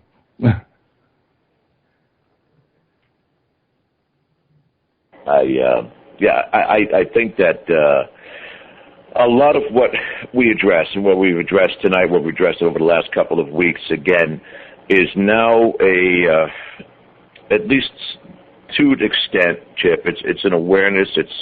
It's got some people out there who may think, who may do some additional research, who may look into it further. Again, if it's, as we've used on the show so many times before on A World Awakening, a pebble in the pond, a small ripple to start with, but at least it's got some momentum and some energy to it, so that when these situations come up, and it is a money-making venture, that people will take pause. They will take a different look and approach to it and say, wait, before I invest in this event, before I invest in this individual, I'm gonna check this out first. Or as you said, there are other ways to route around the contribution that thousands, tens of thousands, hundreds of thousands are making and contributing to these individuals who are just standing on a pile of money and laughing to those below them who are just so hopeful. I mean, there are dreamers in this community. We need the dreamers in this community. That's what keeps it moving forward. Those who are in the spirit phenomena section, those who are in the cryptozoology section, those who are in the ufology section, those people who would love to see the absolutes in those fields as far as contact and evidence provided, but when it is muddled, no different than those things that you see on YouTube, where people who are masterfully creating these films that look so legitimate, and people sit there and they know right off the bat, anybody who's got just at least an inkling of an idea looks at the background of the person who posted it and finds out that they're in film school, they're in production school, they've got the software. A majority of the other videos that are on their YouTube page have nothing to do with the UFO capture, that this was just a neat little experiment, and to look a little further into it and not just buy into the entire idea. And that calls for it in every aspect of this field. So with that discussion being as it was, before I turn it over to Mike again, too, for it, I wanted to make sure that, again, Andrea, we lost her. She's back again. That's why that was on my end. I shorted out my phone. You know how I do. No problem. Yeah, that's okay. But did you have anything follow up with Chip as far as that's concerned before I give it to Mike? No, you know me. I keep it cordial, and there's no reason for it to be anything other than cordial. I just want to see, in the community at large, I want to see the hyperbole ramped down, and I want to see the research ramped up. Because, as I just posted in the chat room, I'm not a dreamer.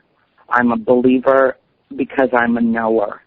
And because I know what I know, I feel absolutely certain that we will have full disclosure. I know that we will. I know it.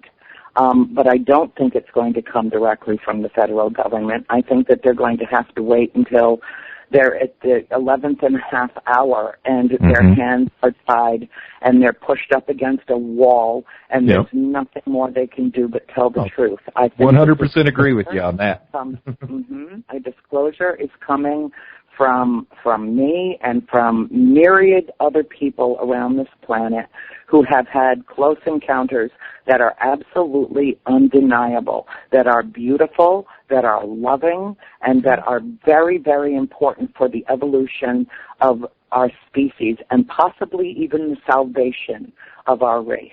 And I take all of this damn seriously. I do. And if Jaime Maussan, in the final analysis, turns out to be a scoundrel and a thief, I will be the first one calling him on the carpet, calling him out. I will, because that's what my character is made of. And I think that it's very important not, to ramp down the hyperbole and not to impugn the character of mass people. That's really my only objection to the discourse tonight, and I thank you for taking time to talk to me. No problem. Thanks for calling in. I'm glad you had the chance to call in and get something in, and get a question in on me, and get a few statements in, because I'd expected that. Hopefully, and I hope for that, because you're a voice on this network here on Dead Air Paranormal that is definitely beloved and needed to be heard from. Thank you, and you are welcome to join us on A World Awakening anytime. Thank you. Hi, Mike. Talk there. to you guys later. I will. Yep. I'll be listening into the rest of the show. You have a good evening. Okay. Bye-bye. The only thing that I did miss out on telling Andrea and where I got my information, where I get everything, I spend a lot of my time wasting my time listening to other shows who have the guests on that wouldn't come near me with a 10-foot pole, because of the way I have talked about everything. So, I go, I search the myriad of shows. I'm going Don Ecker, I'm going Radio Mysterio, I'm going where the Roswell Slide Research Group has gone out and talked, and I'm starting to get the idea that the Raleigh Research Group, I keep calling it that because I'm in Raleigh, the Roswell Research Group, isn't stumping hard enough, I don't think. They did their job and did a hell of a job at doing it, but the way they've retracted behind the scenes, they should be more out front. But hey, that's them, and that's what they want to do, then fine. They had momentum, they could have kept it, and they could keep pounding it, because, like I've said, most of my research is coming from what I see them post on Facebook, or what I have, people send me on Facebook saying, hey, come look at this, because a lot of the times I can't go look at that for, like I said, the reasons of what I've said. They've managed to block me from it, but I've got people out there that help gather information for me and help keep me up to date, thank God, and put me in check too, behind the scenes and all that kind of stuff, and tell me, hey, you're an idiot here and there, and that's kind of what I like, and hopefully I foster that kind of environment, that I'm not above reproach. I'm not going to sit here and tell George, hey, I'm not going to hold your hand like you're in kindergarten. He had a chance. He had 2 hours to explain it to you, yet all of a sudden he didn't want to explain anything to you. So that kind of peed me off about that whole thing too. So I go out there and I listen to the shows that like Don Schmidt are doing. I listened to all the shows that Dolan was doing. I went out and listened to the recordings. I recorded some of the shows myself. I've got a ton of cuts and clips that I chopped up that, like I said, you just stick around, they're going to contradict themselves real quick. And nowhere in between will there be too much logic, So, sorry to jump in there on that. And then I know we got to get to Mike because he's been sitting on ice for too damn long. So, Mike, go ahead and fire away, I guess. The reason why we got to give Mike that airtime too is he's a little bit miffed right now since the Supreme Court sided with the Muslim woman who needed a job at Abercrombie and Fitch. There's going to be a new clothing requirement at Hooters, and he's a little upset about that. But Mike, go ahead. What? That's for what's on Mike's Finance next week. Nice. Chip, I'm just sitting here listening, and I appreciate you thinking of me. This is normally what I tend to do on these shows now. And I'll get to that in a minute. I want to ask you a question up front, if it's okay. Yeah. What are your religious beliefs, if you have any? I was born, I guess, just Christian. I grew up in Chesterton, Indiana, at the First Christian Church, baptized, full immersion. I'm raising my kids Catholic because that's what the wife is. So. I've got them going to Catholic schools here in Raleigh, and I love them very much, and they do very good things for him. So we're very happy with that right now. Although I know the pitfalls that the Catholic Church has. In my religious bringing, it was me and my mom going to church all the time. My dad's side was Catholic out of Chicago, so every once in a while I let the Chicago accent slide out of me here, but it's kind of wearing away now that I'm down here in Raleigh. So.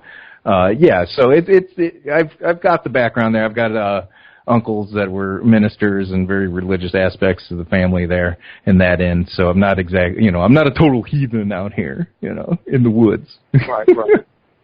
Yeah, I'm agnostic. Just to let you know where I was going with that. That sometimes I wonder how much that influences somebody in their part in the community. And where I want to go with this is that with the skepticism that I've had over the past, couple of years, I've been with George 3 years now, I find myself a lot of nights with guests like yourself sitting back and listening and not being as much a part of the conversation as I used to be, simply due to lack of belief. And, having somebody like yourself on is refreshing. But as I'm listening tonight, and I listen to Andrea come on, and you guys agreeing to disagree, and it's good discussion, are we starting to focus this community? And could we have a turnaround where we have more people that are skeptical like you and I? But that's not necessarily a good turn for the community, because what we've done is that, we're fixing to go into a presidential election here in the United States, and what we see is we see two sides of the table. Right. They're constantly arguing about who's right and who's not, and there's nothing getting done. And that's what kind of came to mind tonight when I listened to everyone.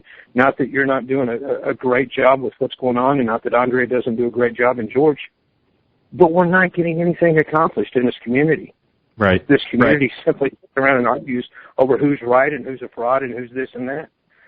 It's been so long since I've been on this show that we've actually talked about something that had to do with paranormal research that mattered, that I come to you now and ask you, what are your actual beliefs in the community, and what is it that brings you to the community? Do you believe there's something out there in outer space? Do you believe in Bigfoot? Do you believe in life after death?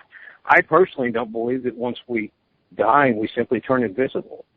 As I say to many people, that I'm not sure that we pass on the way we think that, the people in the spirit community do. So if you could kind of share with us a little bit about what your actual beliefs are in the paranormal, and not so much about what everybody else has told you that you don't believe. Right. Okay. So you brought up some fantastic points. Are we tilting at a windmill here, basically, as Don Quixote would do? No, I don't think we're tilting at a windmill, because I think there is a niche inside of this genre that loves to hear this kind of straight talk about people, that is tired of being told everybody's a friend and everybody's good when they're not. Okay? There's another resource out there that's good for people, and it's UFOWatchdog.com. Check that out. It ain't been updated for years, but it has a Hall of Fame and a Hall of Shame and all the dirt that people need to know about various characters and players in this in the field. There is a need out there for this kind of thing, but it's like they don't know it. You know what I mean? And it's always harder to turn a tide than it is to get a tide rolling. Okay? It's always going to be twice as hard to get your message out in contradiction to what's been established for a very long time, because people are safe and they feel good about themselves and they feel like they belong to these stories and these big names and these people. They're comfortable with them. And when someone like Chip Plescher comes along with their cold pricklies and his pointing finger and his stink eye gaze and all that kind of stuff, well, that turns a lot of people off. And I've come to the realization with my show on the Mind Cemetery, I'm fine with turning people off, because like I said, if you're not willing to disseminate or discern between what is entertainment and what is fact and what is fiction and what's fun and what's serious, then maybe I don't need you anyway. Maybe we don't need you as a fan. Not to cut you off there. I understand where you're going, and I completely agree with you. Mm-hmm. But what pulls you into this community to start out with? In other words, what I'm saying here is that I could sit here, but the show is not about me. I don't want to go into my beliefs. George and I have discussed it. Hopefully we can have you back on here with us on Monday one night, and we'll get into near-death experiences, some of the residual energy, some of the genetic memory theories that I have, and things like that I think is part of the paranormal community that we're not focusing on, that we need to if we really wanted to discover. And I think that the community doesn't want to discover, that the majority of the community, and I'm not knocking you here, wants to belittle one another and be self-promoting within themselves. Right. And instead of doing the research we need to be doing. So my thought would be, once you got away from the radio, once you got away from the microphone, what part of the community really gets you going? That's hard. That's a hard one to get excited anymore. Once you've been in and interviewed a lot of people and seen what's out there and who's greasy and who isn't, and in your own mind at least, once you've decided on your own who you think is and isn't worth your attention. The people that still get me juiced to it, as the Rolling Stones say, and I know they're on tour now, so at least they're creaking along on tour. Peter Robbins and Larry Warren with the Rendlesham case. I still get juiced to that story, and I still think that there's two people right there that you can take to the bank, and it's like I say with a lot of people that I say you can take to the bank. At any time somebody wants to hand me something that says they're full of crap, do it. And bring it, document it, and bring it to me, and I'll reevaluate my position. Right. So. Is there any personal beliefs that you have? And I understand it's kind of tough. I'll get to the you're not prepared. What about your personal thoughts or personal theories on? And let's start with the spirit world. Spirit world, yes. I do believe in an afterlife. I can't explain why some people's spirits seem to stick around and others pass on. I don't really want to believe all the way into this unfinished business excuse, of people being around, because when I had my experience, it was with a great-grandfather that I hadn't seen in years, and he was, it was really weird, man.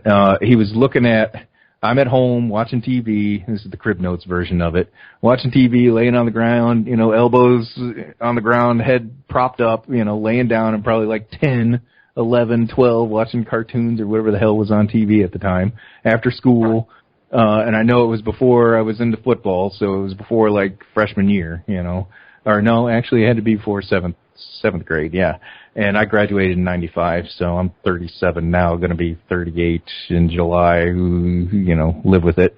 So I saw a full-body apparition, and the best way that I could describe it is a blue glowy force ghost kind of thing from Star Wars, and that's how I describe it now, because when I watch it, I'm like, man, that's how clear as day the damn thing was, except it wasn't all glowy, it was full apparition, but it wasn't, the aura around it, right, So, and what he was doing... Wait, Mike, we're talking to a 37-year-old. What does this kid know? Right. See, that's the other challenge I come up with in this whole genre is, I'm a punk, kid in the eyes of everyone who's been doing this for years. So what the hell do I know? And he's just here to cause trouble, So yeah. If your cynicism's at 37 years old, God help you, man, when you reach our age. I blame my father. Right.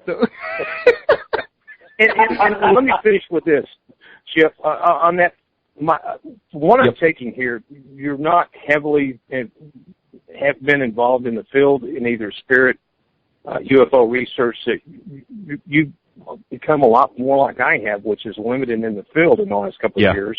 Yeah. And I'm saying possibly yourself that you've gotten involved in this because of radio. And what you've seen is that you listen to these people tell stories for years that at first you had no reason to doubt. And when you began to Google and you began to check, you go, whoa, wait a minute, I just spent 2 hours of my life listening to people tell me stuff that was completely embellished and completely not true, but yet made it sound wonderful. Why do they do this? And you begin to go on a crusade of trying to find out yourself, thus creating your own show. Is that what we kind of have wound up here? Yeah, exactly. And I created my show after my mom passed in 2000. It just turned 2011, January of 2011. She died, and I thought to myself, what the hell am I doing with myself? I don't have anything out there with my name on it that I can be proud of and all that kind of stuff. Really, this is before I had kids. No, I had my son. Sorry, he was like 4 or 5 months, and I thought to myself, in the end, being that it's always on the internet, maybe someday when my kids get older and I'm not around, or maybe the grandkids and I'm gone, they can Google old granddad and hear some of his rantings and ramblings and get an idea of what he was like.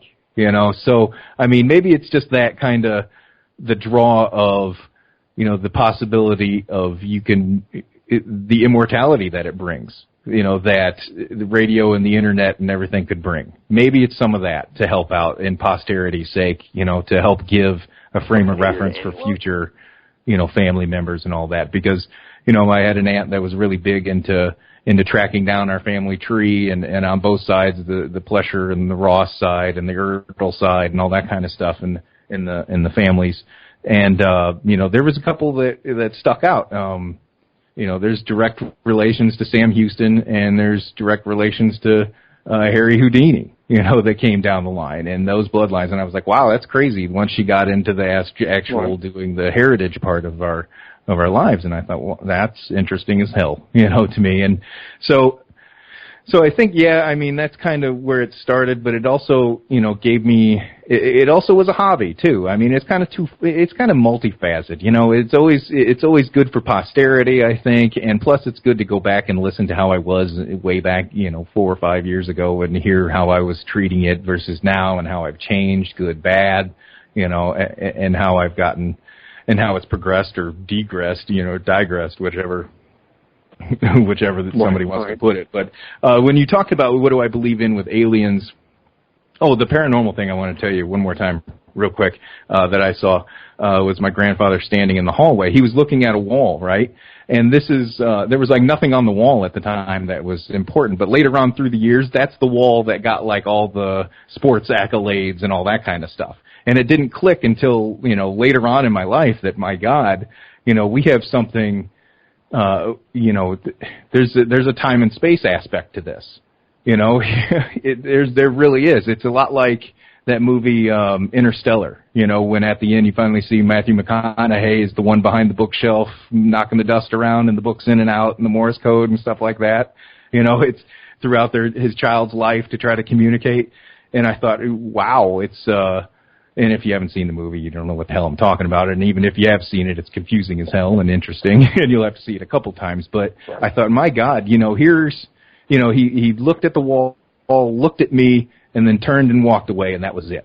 It was just like a stop in to see what was going on, and that's it. And at the time, I was still, the only male grandson on that side of the family, and one of my fondest memories is him taking out his teeth. And me thinking that was the funniest thing in the world, so, I had a good time with him, with the great grandfather there. But, when it comes to Bigfoot, I always like to make fun of, my buddy Jeff Pritchett about Bigfoot and his skunk ape that he's got in his woods and all that kind of stuff. And, I'll entertain the Bigfoot talk and all that because I do believe that, the world is still a big enough place and there's still corners of it where something could be going on that exists, but that, once I bring in the logistics of it, we're talking 7-8 foot, 300, 400, 500 pound, gonna have to eat every day, all day. The logistic aspects of a Bigfoot, it really starts to diminish my belief capacity, so to speak, right? The logic comes in and the fun goes away, and so with aliens. You bet your butt, I believe there's something out there that exists that's definitely smarter than us and able to traverse the galaxy and come and go as they please. It's like, it's just impossible for me to think the odds are against that kind of thing. Whether or not they have made themselves known to us, by saying, by making themselves visible, that's another story, because all my stories and my contacts and stuff I talk about, I haven't seen anything. I've got no little gray man that comes in, but I sure do have a lot of, blackout going on, Right. And I was going to say we're running short on time. I'm going to share a final thought with you and throw it back to George is that maybe you can come back on with this. I recently moved to a new area in the Dallas-Fort Worth area and have been lucky enough to have communication with a deceased government man that has explained to me that the Bigfoot sightings that we're seeing, the reason we have not captured one, are actually the aliens we're also investigating. So maybe you'll come back to this one night. We'll that's something I don't, it's like I told Pritchett, I believe in the magical Bigfoot. Okay, if I'm going to believe in a Bigfoot, I'm going to go all out and say he can come and go as he pleases and time, space. Why not? Why not strap that on him? Because there's nothing physical there yet. And like I said, if I'm going to, suspend my belief, I'm going to have some fun with it. So, I don't discount that at all. Why not? Why not make him have that ability? It's not like anybody's got got a Bigfoot trap and a net with one in it. Come on. That's right. And we can discuss my ideas for traps. There you go. Which, There's a good a guy on YouTube that I hit up, Bigfoot Hunting. It is, not with the G on there. He's kind of funny. He's a good time. I've had him on talking to him. So, yeah, I'll have Bigfoot people on to talk about it just to get it out there and mix it up a little bit, Yeah, we definitely... Let's see, we got to get you back up on here on a Monday again. I mean, this first time we did the simulcast, I think it went off successfully. For our listeners, they want to continue to pick up on your shows and podcasts. Where can they find all of the link information, sir? For me, you can check me out on SoundCloud.com, Podbean, or iTunes. Just go ahead and search Mind Cemetery, or on SoundCloud, SoundCloud.com/UPRN. The UFO Paranormal Radio Network's where I'm at Mondays, 9 to 11 Eastern. So simulcast works out perfect on Mondays for us. I'm a big fan of the Finucci saying everybody can wet their beak, and that's fine with me. And that's the important part. It's not about the competition. It's about the coalition. And right. I think that this was one of the perfect examples tonight. Can't thank you enough. I mean, the 2 hours flew by. There was a lot to cover. There's still so much more to cover. Right. And I think there's more to be uncovered with regards to this whole ufology Roswell scandal. So we'll both probably keep tabs on it and maybe approach this topic again fairly soon, sir. Yeah, you bet your butt. And everybody out there listening, be sure to look out for where Don Schmitt is talking and listen to what he says, because that will tell you what they're talking about. He already let the cat out of the bag that there was a plan, and I fully believe, and we didn't get into it, that there was a rebranding that went on during Contact in the Desert. So stay tuned to all that, and you get to see what gets to happen from here on out. There we go. Chip, let me let you go so you can close out your end of the show, and we'll do our promos for the rest of the week. And we thank you again for joining us on Primetime. You got it, George. Thank you for having me. And, Mike, thanks for coming on, and it's always good to have a good conversation with good people. You bet. Thanks, Chip. All right, take care. Take care. Thank you for using Blog Talk Radio. Goodbye. All right, so there you have it right there, the straight dope on Dead Air Paranormal there with George Lopez and Mike Bowler. I know it was a lot of me talking and not a lot of Mike, but that's okay, and I guess that happens sometimes when you get to rambling and carrying on, because you got to feel each other out and you got to see what the hell each other's thinking. And we even got to hear a little bit from Andrea, so hopefully Joe is still cranking there. If you give me a high sign in the Pal Talk chat room. I know there wasn't a lot of room for people to get in with calls and everything like there. And I see 2 cherries going on and a thumb, so everybody gets to hear me. Thank you very much. It's still working as intended, as they say.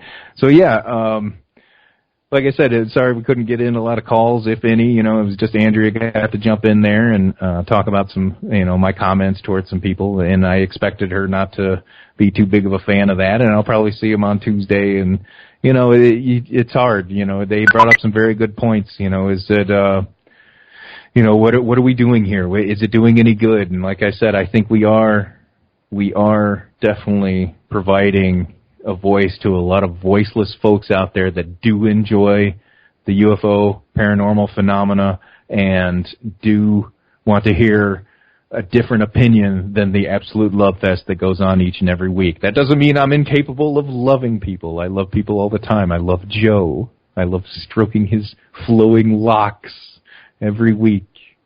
So I'm not an incapable, crass bastard, all the time. And I'm not incapable of being told that I suck or where I should straighten it out. So, or change my opinion, all that. That's when you really know that you got someone that you can't really deal with. And it's usually the folks that refuse to apologize for their mistakes and people that refuse to change their opinion based on good and new information that they're being provided. So, like I said, I've got folks out there that like to shoot me information, and I appreciative of those people. I appreciate you, if I could spit it out right when I'm fooling around. And again, I like to tell people, don't take offense if I don't friend you on my personal page. I keep it fairly locked down and devoid of a lot of shenanigans. And just head over to the Mind Cemetery Facebook page. Like that, you usually see what I'm into. I also hang out on some other pages that I probably don't need to be posting my opinion at any more than I already do. So, we are at the end next week. We're going to have another one of them shows you can't miss. The one and only, the world-famous Cal Korff. That's right, ladies and gentlemen. Cal Korff, the man you love to hate, is going to be on next week. And we're going to find out what he's been up to, what he wants to do with himself, and where he's going to go. Because right now, ladies and gentlemen, the way things are, I'd really like to know what the difference between Cal Korff and the rest of these people out here that are busy scamming you. What's the difference? You tell me next week. Thanks for listening to Mind Cemetery Dead Air Paranormal Joint. We'll be back next week, 9 to 11, right here on uprntalkradio.com. Check us out on soundcloud.com/UPRN, Podbean, and iTunes. Take us away, Taliban Joe.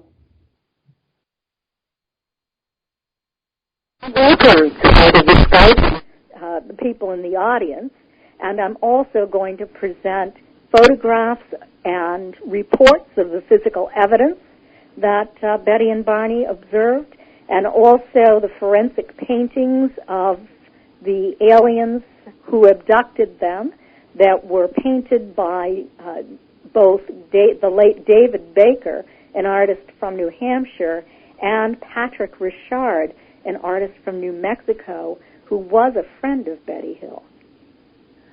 Well, after having read both Captured and, I read Interesting Journey like 3 or 4 times, and seen the movie, and I think that was my introduction to the Betty and Barney Hill case back when I was in high school. After having read those, I think it would be really good to see your presentation with the slides of the different locations. Because, gosh, when they went through there at night,